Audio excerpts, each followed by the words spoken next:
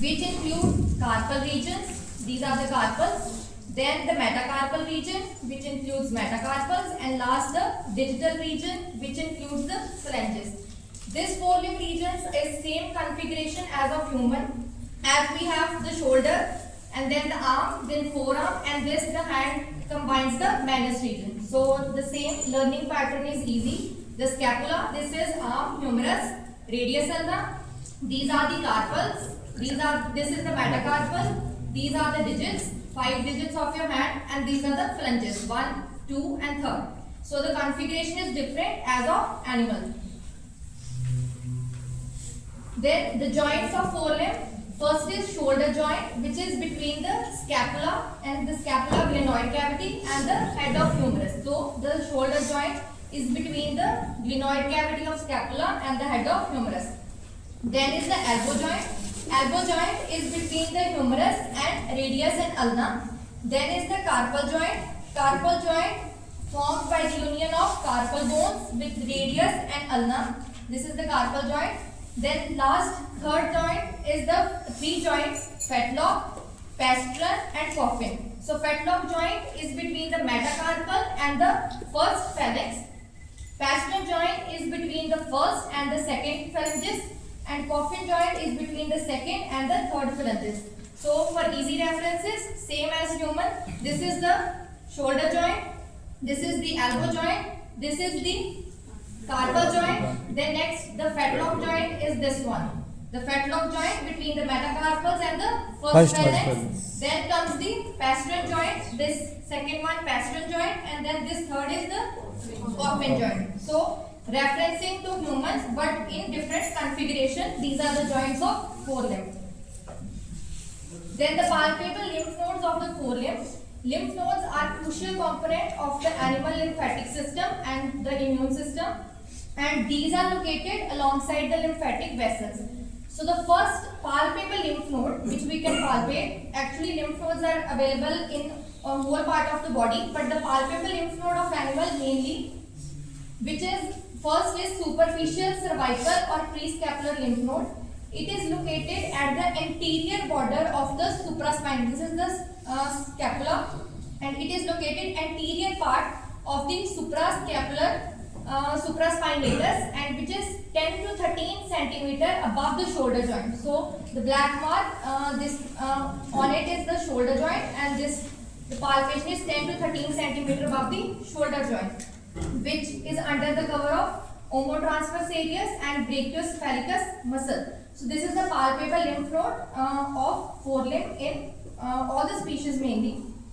And the next is in specifically dog, another lymph node is present which is palpable is the axillary lymph node, and axillary is the axilla. Axilla is the armpit. So it is basically present in the armpit, which is the proximal medial aspect of the forelimb. This is the axillary lymph node, and it is normally only palpable in young calves without heavy muscling and in dogs and cats, and not present in adult animals. Then next, what is the clinical relevance of these lymph nodes? It helps in the proper diagnosis. So in some species, there is a diseases like thalidomide and the lymph nodes are swollen. So it helps in the better administration and diagnosis. So lymph nodes are crucial for immune surveillances. It also helps in meat inspection, because if lymph nodes are swollen, they get inflamed and that destroys the meat purpose of the animal, and the quality of meat is also deteriorated. And it also helps for taking biopsy and for the collection of lymph for smear preparation. And then the superficial cervical lymph node, they can be easily palpated when there is generalized lymphadenopathy. And then axillary lymph node enlargement is specifically more in deep lymph infection, in cases of tumors, in lymphoma. So these lymph nodes get swollen and can be easily palpated. Then nerve blocks of forelimb. So basically, what is nerve block? Nerve block is the temporary blocking of a pathway for passage of impulses by injecting local anesthesia. We inject a local anesthesia to desensitize the nerve so that the animal is relieved out of pain. Animal doesn't feel any pain. And to relieve pain, so indications are to relieve pain, then lameness due to chronic condition, and then is ring bone laminitis. These are some surgical conditions. Then first nerve block is median nerve block. So as the name suggests, median nerve block, it desensitizes the median nerve. So median nerve, where the median nerve runs and where it is injected, it is injected 5 cm distal to the elbow joint. So this is elbow joint, this is injected 5 cm distal to the elbow joint and on the medial aspect. So lateral aspect is the outside. So for my forelimb, this is the lateral aspect, outside. The inside is the medial aspect, same as of animals. So it is, the injection is injected distal to the elbow joint. This is elbow joint, distally on the medial aspect of the limb, on the inner side of the limb, and then the needle is turned towards the caudal side. Then second is ulnar nerve block. Ulnar nerve block is injected 10 cm proximally to the accessory carpal bone. These are the carpals. So in lateral side, this is accessory carpal bone. So 10 cm proximally where the ulnar nerve is written. So exact at same spot, we can inject 10 cm injection proximally to the accessory carpal bone. And which muscles are there? Between the flexor carpi ulnaris muscle and ulnaris lateralis muscle. So these nerve block, these block the entire limb as shown in this diagram. It blocks the entire limb from distal radius down, including the carpus and the whole limb. So nerve block is injected and the whole limb gets desensitized. And the third is volar nerve block. Volar nerve block is also known as palmar nerve block. So there are two main high nerve block and low volar block. So high refers to above the fetlock. So this is the fetlock joint. So above the fetlock, like approx 5 to 7 centimeters above the fetlock, there is a depression which is between the suspensory ligament and deep flexor tendon. So above the fetlock, we find a depression. The depression, two muscles are there. So there, in between the two muscles, there is a depression. So at that depression, we have to inject the nerve block. The injection is injected. Then the lower volar nerve block is midway between the fetlock and the coronet. So main is the volar nerve block. Two types of volar nerve block: high volar block and the low volar block. So main thing to remember, for high volar block, above the fetlock 5 to 7 centimeter, and for low volar nerve block, it is between the fetlock and the coronet. Same in the picture, and it is in between the deep digital flexor and superficial digital flexor muscles. And the whole limb gets desensitized. Same way, when the injection is injected for nerve block, the whole limb below it is desensitized, and for low volar block, the whole limb beneath the injection is desensitized. Then palpable bony areas of cattle. So the bony areas which we can palpate by our hand. So in forelimb, first is scapular spine. So this is scapula, and this, the prominence over the scapula is scapular spine. And then beneath the prominence, there is a projection which is known as acromion process. So forelimb, scapular spine is palpated, acromion process is palpated. Then the point of shoulder. This is the point of shoulder. This is the point of elbow. And then accessory carpal are these. This is the point of elbow. This is olecranon tuberosity. And then the metacarpals, medial and lateral side. So basically by hand we can palpate the forelimb, and these structures are mainly indicated. First is scapular spine, acromion process, point of shoulder, point of elbow, and point of elbow is specifically olecranon tuberosity we can palpate. So olecranon tuberosity is this one. And then the accessory carpal, the projection, small projection projected, and then the medial and the lateral borders. Then next comes the hind limb region. So for hind limb it is also referred to as pelvic limb. So it includes gluteal region, which includes the hip bone. So this is hip bone. Then comes the thigh region, which includes the femur. Then comes the stifle region, which includes the patella. And then the leg region, which is also known as pleural region. It includes tibia and fibula. Then the pes area. This is the pes area, and it includes tarsals, metatarsals, and then the digits, also known as phalanges. Then the joints of hind limb. First is hip joint.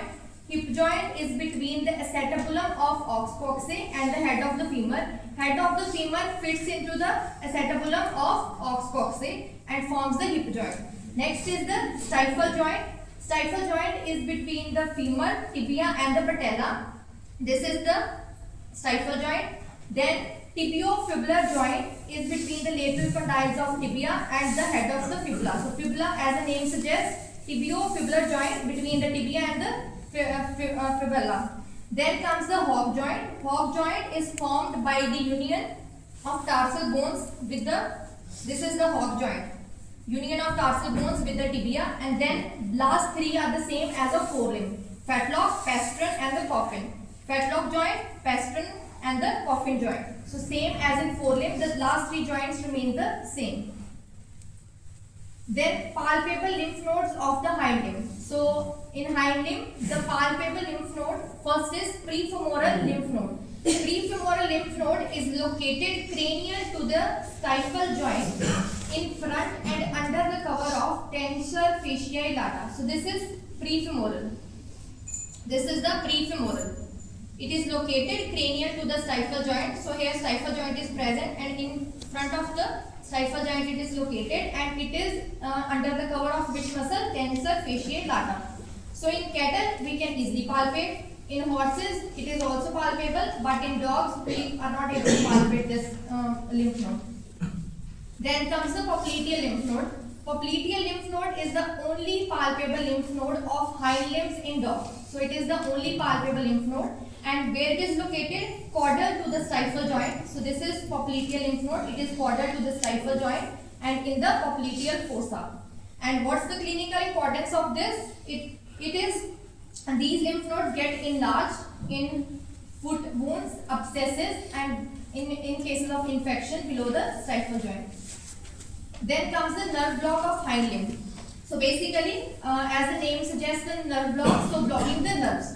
So in tibial nerve block, the tibia nerve is desensitized, so it gets blocked. So basically, the tibial nerve is the continuation of the sciatic nerve. In the proximal third of the lung, in the proximal third of the leg, so this is the proximal third of the leg, which is under cover of the medial head of gastrocnemius and lies along the medial aspect of the superficial digital flexor. So nerve comes, it is the continuation of the sciatic nerve, and it lies under the cover of these muscles, which is the medial head of gastrocnemius and superficial digital flexor. And then this tibial nerve supplies branches to the muscles of the caudal aspect of the hock, so it supplies branches to these muscles. And when the nerve block is injected, these muscles get desensitized, and when these get desensitized, the flexion of hock is reduced. So hock is not able to flex. And what's the main site of nerve block? It is on the medial aspect of the lung, of the leg, about the hand's breadth above the point of hock. So this is hock. So hock, considering the hock, take a hand's breadth. So hand's breadth, taking the hand's breadth, we put an injection on the medial aspect of the lung. So this is hock. Take a hand's breadth and inject the injection here. So nerve block will be done for tibial nerve block. And another is like we can have a relevance of half inches in front of the tendo Achilles. So here tendo Achilles is present. So we can also take a reference taking the tendo Achilles muscle, and half inches in front of it we can inject the injection for it. The next is plantar nerve block. So plantar nerve block in hind limbs are the terminal branches of the tibial nerve. So basically tibial nerve, when it goes beneath the leg, the plantar area, the same nerves are termed as plantar nerve block. Then the plantar nerve block desensitizes the plantar aspect of the hock, metatarsals, fetlock and plantar surface of the foot. So plantar area, the whole this when it is injected, the whole region beneath this is desensitized. And what's the side? Medial side of the hock, just proximal to the tuber calcinei, between the common calcaneus Achilles tendon and the deep distal flexor. So between these two muscles on the medial side of the hock, for the plantar nerve block, it's injected. Then the third is peroneal nerve block. Peroneal nerve block is a branch of sciatic nerve, and same, it passes towards the head of the gastrocnemius downwards and forward, and then it gets divided into two branches, superficial and the deep peroneal branches. This nerve gives branches to the dorsolateral aspect of the leg. So these give branches to the, this is the peroneal nerve which gives branches to the dorsolateral aspect of the leg.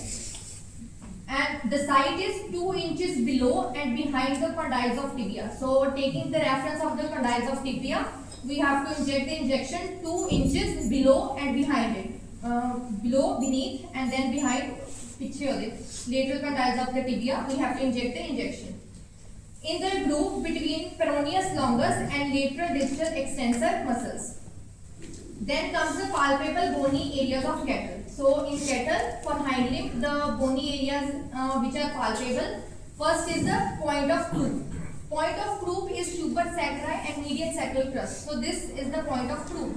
We can put a hand and over the animal and we can palpate it. This is point of croup.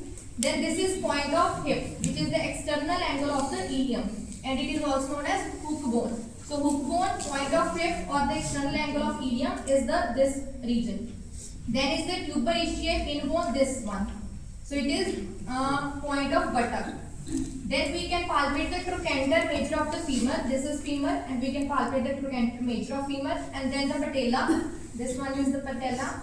Then medial and lateral condyles of tibia. So condyles of tibia, this is tibia bone, and we can palpate these also. Then medial surface, we can also palpate. Tuber calcis is the point of hock. So this is hock, and this is the point of hock, tuber calcis, this bony projection. We can also palpate it. And then the medial and lateral surfaces of the shaft of metatarsus. This is the metatarsus. We can palpate the medial and the lateral surfaces. So these hind limb surfaces we can palpate with the hand of an animal. Then comes the intramuscular injection sites in cattle, where we can inject the intramuscular injection. We can inject the injection. First is neck muscles, as Ashutosh sir explained already. So neck muscles and intramuscular site. This first location is lateral cervical region. So this neck muscles we can inject the IM injection, site for IM injection, and the location is lateral cervical region, cranial to the scapula. This is scapula. It is cranial to the scapula and ventral to the nuchal ligament. And the muscles here are brachiocephalicus and trapezius. So in neck muscles we are injecting the intramuscular injection. The site for muscles is brachiocephalicus and trapezius. So in these two we are injecting the injection. Then next comes the gluteal muscle. Gluteal muscle, this is the gluteal muscle. Location is dorsolateral rump, away from the tail head. So this is the tail, and away from the tail head we can inject the injection for IM, intramuscular injection here. And the muscle involved is gluteus muscle. And this is only used when neck site is not visible, when neck site is not available for the injection. And here the risk of ischiatic nerve injury is if the injection is misplaced. Then comes the thigh muscles. For thigh muscles, there are two muscles we can use as a site for intramuscular injection. The first muscle site is semimembranous and semitendinous, which is the back of the thigh. In dogs mainly we use this for injection, or in sometimes in cattle also, but very rarely used. And then the second is quadriceps muscle, front of the thigh. The first for semimembranous, there is a risk for sciatic nerve injury, so be careful while injecting this. And here there is pure drainage, so when the muscle site we use, the abscess can be formed. And this is only used when there is no option available, like the neck muscle is not available, so then in very rare cases we can use this. And for quadriceps muscle, generally avoided in adult cattle, and it is preferably used in calves. Then the IM injection site in dog. So dog, these three sites are available for injection. The first is quadriceps intramuscular injection. The location is the quadriceps muscle group is located cranial to the greater trochanter of femur. So this is the location for quadriceps muscle, and on an anatomical prospect it is located cranial to the greater trochanter of femur, ventral to the wing of ilium, and proximal to the straight patellar ligament to the stipple. And the cranial border of femur, it marks the caudal aspect of quadriceps femoris. Then second is the triceps muscle. This is the location. Triceps muscle, this location, and this location in terms of anatomy, it is located caudal to the point of shoulder, ventral to the scapula, continuing distally to the elbow. Then the third is hamstring intramuscular injection. The hamstring intramuscular injection, it includes some group of muscles which are semimembranous, semitendinosus, middle gluteal, which forms the caudal thigh muscle group. And here we can inject for intramuscular site in hamstring. Then next is the palpable arteries and their clinical importance. So in animals we can palpate some arteries, and these arteries help for taking the pulse of an animal. So in cattle, the artery used is middle coccygeal artery. For taking pulse in cattle, we use the middle coccygeal artery. For horse, we use the external maxillary artery, and for sheep and goat, we use femoral artery, and for dog, again the same femoral artery. So these are the main. The image demonstrates this is the medial coccygeal artery. Pulse is taken from this middle coccygeal artery in cattle, and this picture depicts the femoral artery used for pulse taking in dogs, and also used in sheep and goat also. But this picture describes the dog. Then where is the location of this palpable artery? The coccygeal artery can be felt on the ventral aspect of the base of the tail. So on the base of the tail, the coccygeal artery, on the ventral aspect we can feel it, and it is located between the sacrococcygealis ventralis muscle. In case of cattle, we use it for the taking pulse, which is the coccygeal artery. Then in horse, external maxillary artery, which can be felt on the medial surface of the vertical ramus of the mandible. And then the third is the femoral artery, which is on the medial aspect of the thigh, as shown in the picture. Medial aspect of the thigh, that's the thigh, and it is on the medial aspect in the femoral canal. And this femoral artery is used for taking pulse in dog, sheep and goat. Then the surface veins for venipuncture. So some surface veins are used for intravenous injection. So what is the importance of these veins? These veins can be used for blood transfusion, for intravenous injection site, and for collection of blood samples. So mainly the IV injections we inject, these are the sites used. In cattle, external jugular vein is used, which is located in the jugular furrow. Ear vein is used. Then the third is subcutaneous abdominal vein is used. And for horse, external jugular vein, and for dog, cephalic vein, which is present in the anterior aspect of elbow, and recurrent tarsal vein, that is lateral saphenous vein in front of tendo Achilles. So main for my this hind limb region, I am considering the dog, forelimb and hind limb. In both the forelimb and hind limb, we can inject the IV injections. So the cephalic vein is used, which is present at the interior aspect of elbow. And in the hind limb, the recurrent tarsal vein, or which is also known as saphenous vein, which is present in front of the tendo Achilles. So this is the picture diagram which shows the cephalic vein of a dog, which is on the inside of the forelimb below the elbow, and we can use it for IV injections in dog.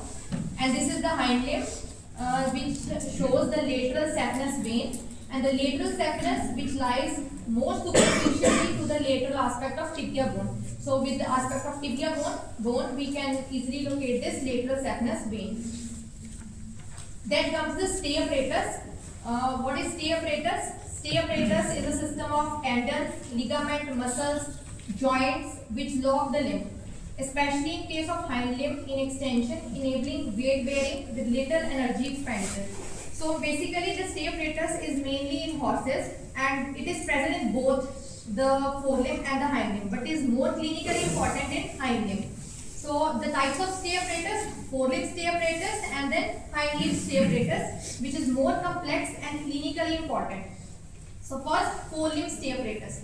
So basically this stay apparatus is actually where the horse put weight on its limbs. The weight is equally divided, and horse is able to sleep while standing also. So this is the main how it is able to bear the weight on its leg. So there is a mechanism. So mechanism is involvement of muscles, joints and some ligaments. So these help to balance the horse. So what are the main components? First is tendon of biceps brachii muscle. So this is the tendon of biceps brachii muscle.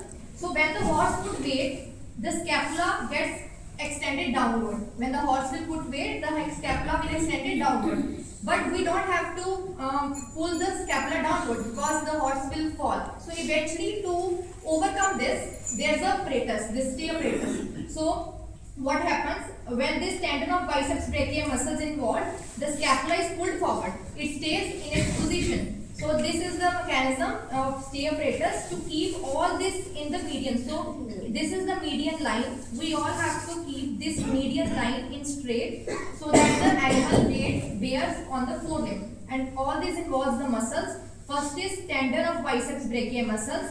This is the laceratus fibrosus, which connects the biceps brachii to the extensor carpi radialis, then the extensor carpi radialis muscle, and then the suspensory ligament, then the superficial and deep digital. Superficial and deep digital. Deep digital is present in this side, this deep digital, and then the superficial and deep digital flexor, and last the accessory check ligaments. So these are the components of forelimb which are maintaining and bearing the weight of the forelimb, and it is referred to as stay apparatus.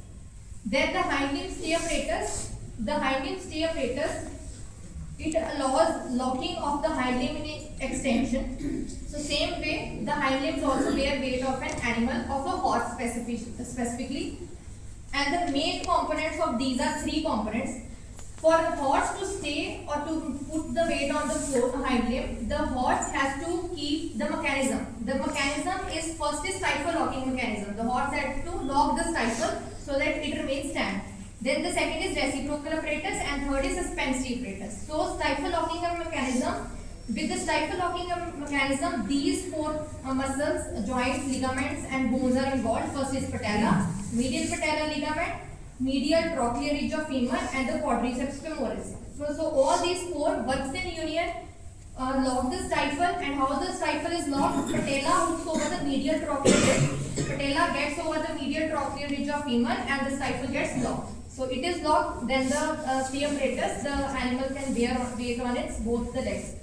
Then next is the reciprocal apparatus, which ensures simultaneous flexion and extension of stifle and hock. So if the stifle is extended, the hock gets extended, and if the flexed is the stifle, then same way hock is hock is flexed. So in this peroneus tertius, which is cranially, and superficial digital extensor, which is quadri. So this is the peroneus tertius muscle, which is cranially, and to counter its action, the present is superficial digital flexor. So these two counter each other, and the name is reciprocal apparatus, because this is cranially and this is caudally. So these both are reciprocating each other just like a pulley, and then the reciprocal apparatus. And the third is suspensory apparatus. Suspensory apparatus includes the suspensory ligament, proximal sesamoid bones, distal sesamoidian ligament, and digital flexor tendon. So this includes the suspensory ligament, and these are the components of hind limb stay apparatus. And then what's the importance of this? Patella. So importance, it is the mechanism by which horse can sleep while standing. So horse can sleep while standing just because of this stay apparatus, and it reduces the fatigue while standing. So when horse is standing, it doesn't get fatigued, it doesn't get tired while standing. So this is the apparatus which helps in standing and sleeping, and by this mechanism, animal distributes its weight on the other limb while standing. So horse can distribute its weight. Sometimes it puts its weight on forelimb and sometimes on hind limb. This stay apparatus helps in these all. Then next is the clinical aspect. So in this, in surgery, you must have studied about this dropped elbow, club foot. In just what's the condition in anatomy which prevails to these conditions. So swinging horse, suprascapular nerve injury, the suprascapular nerve gets injured, and then swinging is a condition in horse which is aggravated. And what is this suprascapular nerve injury? It does infraspinatus and supraspinatus muscle atrophied. So muscles get atrophied because of this suprascapular nerve injury, and the swinging is a condition which occurs. Then for radial nerve paralysis, dropped elbow is a condition which aggravates. And deep digital flexor tendon and superficial digital flexor tendon, when gets shortened, club foot condition is aggravated. And then for laminitis, increased pulse is detected in digital arteries, and Ollinger process is the landmark for elbow joint flexion test. Then last, the patellar desmotomy. So for patellar desmotomy, this is medial patellar desmotomy, MPD, which is the short form.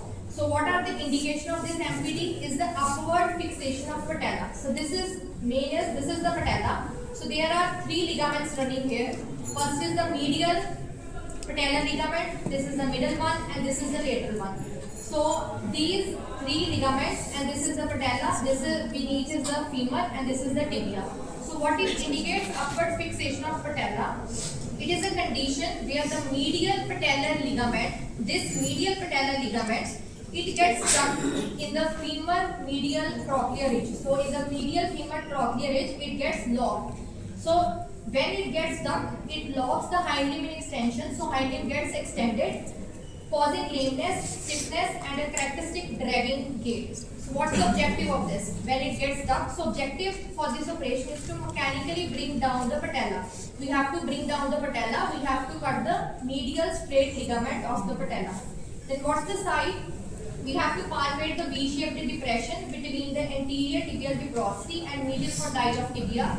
We have to palpate the V-shape, and then we have to insert the scalpel, and with close to the scalpel of the insertion of the medial ligament to the anterior tuberosity of tibia and cut the stretched median straight ligament. We have to cut this ligament so that the patella can be relieved to its exact position. So this is medial patellar desmotomy, and main indication is upward fixation of patella. And in Punjabi we say sarn in field condition, sarn kadni. So this is the same MPD.